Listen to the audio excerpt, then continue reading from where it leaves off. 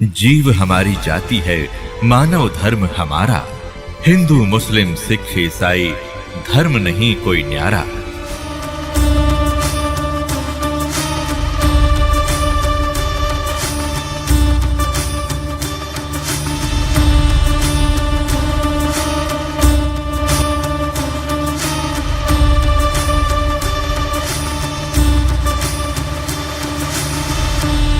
यही अल्लाह, यही भगवान, ये ब्रह्म सरपुरुष कहते हैं हम इसको ब्रह्म कहते हैं।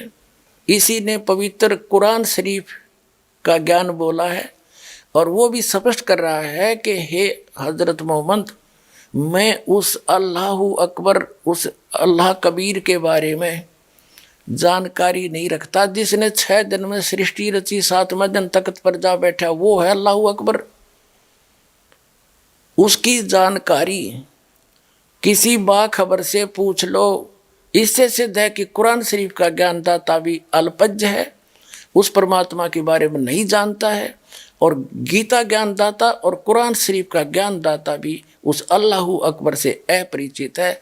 तो इससे सिद्ध है कि ना तो गीता ज्ञानदाता वो समर्थ परमात्मा है, एक जिसको हम कुल का मालिक कहते हैं, जो केवल पूज्य है, और न ही कुरान शरीफ का ज्ञानदाता उस परमात्मा से परिचित है, अल्लाहु अकबर से। इससे सिद्ध है कि हिंदू धर्म और मुसलमान धर्म के श्रद्धालु उस समर्थ की पूजा नहीं कर रहे जिसकी करनी चाहिए। ये भी भ्रम के अंदर है। इति सिद्धम। इस दास ने एक शब्द कहा था कि वेदों का ज्ञानदाता भी वही है जो कुरान शरीफ का ज्ञानदाता है, कुरान मजीद का ज्ञानदाता है, और श्रीमद् भगवत गीता का ज्ञानदाता भी वही है, और वेदों का ज्ञानदाता भी वही है। अब ये प्रमाण करते हैं। यजुर्वेद देखिएगा, यजुर्वेद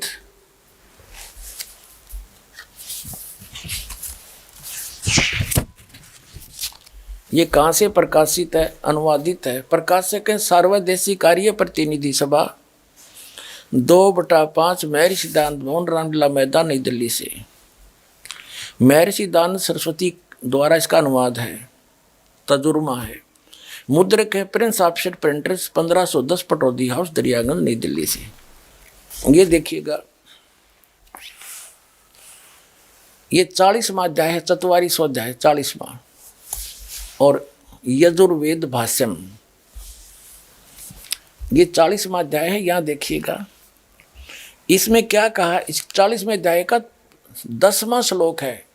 इसमें वेद ज्ञान दाता कहता है, मनुष्यों, जैसे हम लोग धीराणा मन मेधावी योगी विद्वानों से अर्थात तत्वदर्शी संतों से, जिनका ज्ञान स्थिर है, धीर है, टिकाऊ है।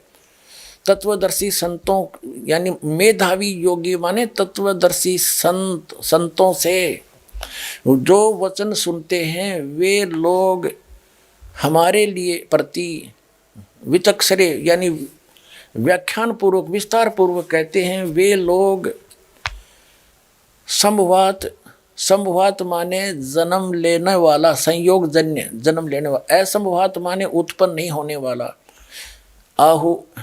आहु माने कहते हैं, उत्पन्न होने वाला कारण अत्यंत आहु कहते हैं। इति, इस बात को तुम भी सुनो। अब वेद ज्ञान दाता कह रहा है कि कुछ तो परमात्मा को कहते हैं वो संभवात माने जन्म लेकर उत्पन्न होकर श्री राम श्री कृष्ण रूप में आता है। कुछ तो यहाँ डटे हुए हैं, साकार भगवान मानते हैं, और कुछ कहते हैं वो जन्म लेता ही नहीं, असंभवात, वो अजन्मा है। कहते वेद ज्ञान दाता कहता है वो यानी कुछ निराकार मानते हैं, कुछ साकार रूप में मानते हैं, तो राम और श्री कृष्ण जी के रूप में मानते हैं। इसकी जानकारी भी वो तत्वदर्शी संत बतावेंगे। वो साकार है या निराकार, वो जन्म लेकर आता है या वैसे आता है, इसकी जानकारी भी उन धीराणाम यानी तत्वदर्शी संतों से, मेधावी ज्ञानी विद्वानों से सुनो, वो बतावेंगे।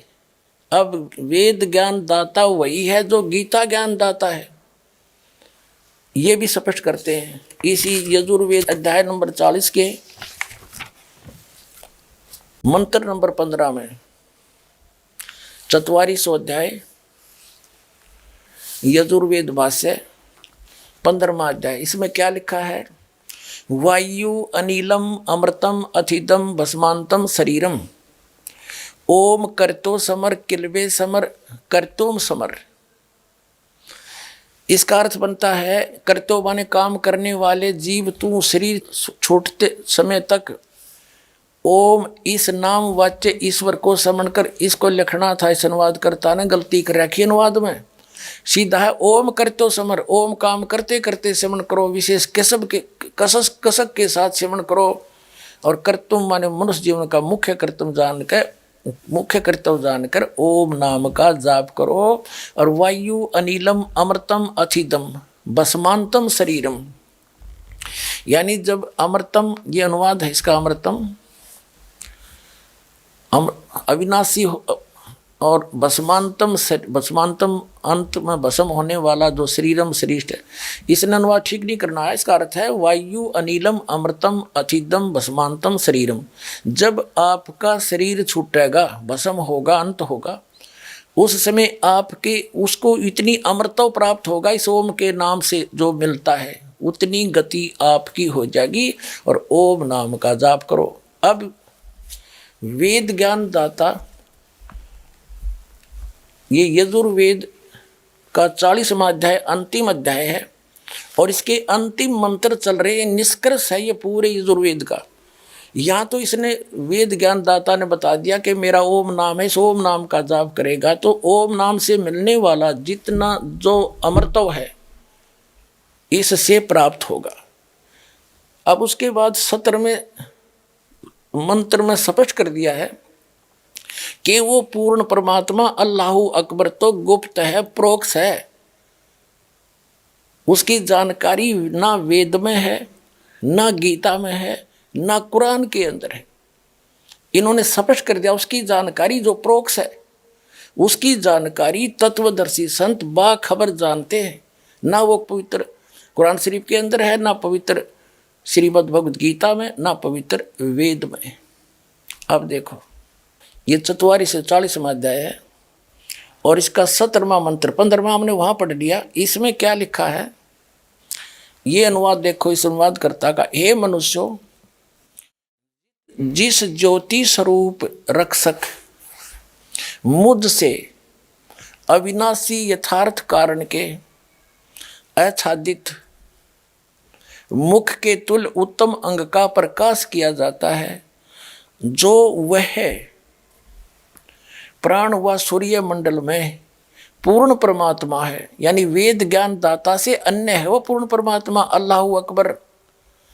वह प्रोक्ष, वो तो गुप्त है और अहम, मैं वेद ज्ञान दाता में खम ब्रह्म और ओम ब्रह्म, ये खम ब्रह्म हम हिंदी बाद में देखेंगे। ओम यानी ये है सो अहम सो असव अहम ओम खम ब्रह्म, वो अहम माने मैं, ये देखो अहम माने मैं तो खम ब्रह्म, मैं ब्रह्म हूँ और दिव्य आकाश रूपी ब्रह्म लोक में रहता हूँ और मेरा ओम नाम है। और वो अल्लाहु अकबर, वो पूर्ण परमात्मा तो प्रोक्ष है, गुप्त है, उसकी जानकारी मुझे नहीं है। अब इससे क्या सिद्ध हो गया कि जिस खुदा ने, जिस अल्लाह ने कुरान शरीफ का ज्ञान दिया वो कंप्लीट गॉड नहीं है, वो कंप्लीट गॉड नहीं है, वो अल्लाहु अकबर नहीं है। और पूरे